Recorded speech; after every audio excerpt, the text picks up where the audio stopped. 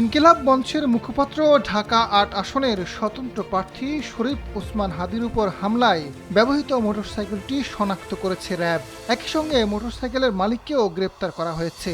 রোববার সকালে রাজধানীর মোহাম্মদপুর এলাকা থেকে তাকে গ্রেপ্তার করা হয়।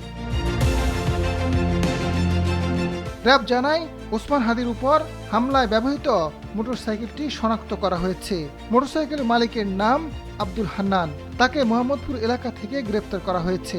পরে তাকে পল্টন থানায় পুলিশের কাছে হস্তান্তর করা হয়। মোটরসাইকেলটির নম্বর 546375। গ্রেপ্তারকৃত হান্নানের বাবার নাম মোহাম্মদ আবুল কাশেম।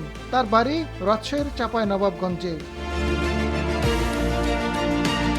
এদিকে ওসমান হাদিকে হামলার ঘটনায় হান্নান জড়িত কিনা সেই বিষয়টি খতিয়ে দেখা হচ্ছে বলেও জানায় র্যাব। গেল শুক্রবার দুপুর 2:15টার দিকে রাজধানীর বিজয়নগরের বক্স কালভার্ট এলাকায় ওসমান হাদিকে গুলি করা হয়। এরপর থেকে হামলাকারীদের গ্রেপ্তার করতে মাঠে নেমেছে আইন শৃঙ্খলা রক্ষাকারী বাহিনী। আজাদ ফারুক, সময়ের আলো।